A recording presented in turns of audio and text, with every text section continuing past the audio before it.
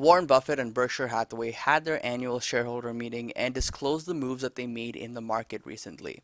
In this annual shareholder meeting, Warren Buffett discussed his purchases and sales of equity securities and treasury stock. In Q1, the company made $4 billion worth of equity purchases and sold $2.166 billion worth of equities.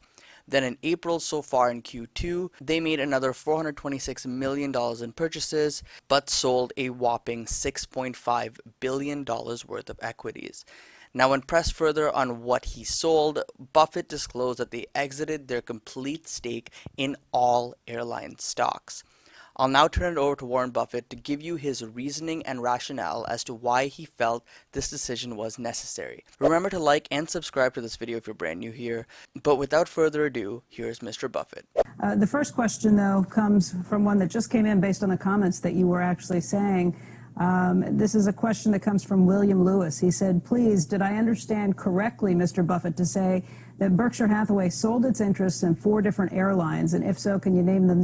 Can the names of those airlines be identified? Yeah, I wouldn't normally talk about it, but I think it requires an explanation, and it requires an explanation that means we were not disappointed at all in the businesses they were being run and the management, but we did come to a different opinion on it. And they're the 4 largest U.S. airlines. It's American Airlines and Delta Airlines and Southwest Airlines and United Continental. And I think collectively they probably are at least 80% of the revenue passenger miles that is flown in the United States, and they have significant international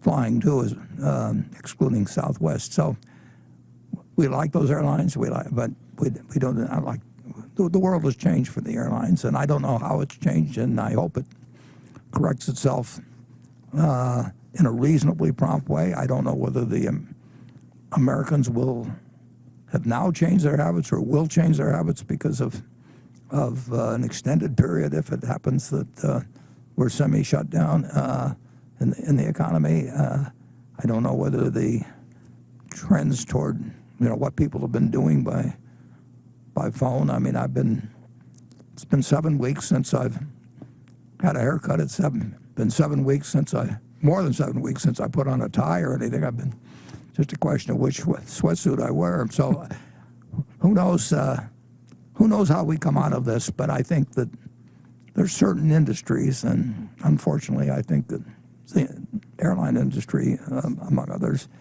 that are really hurt by a forced, in fact, shut down by events that are far beyond their control.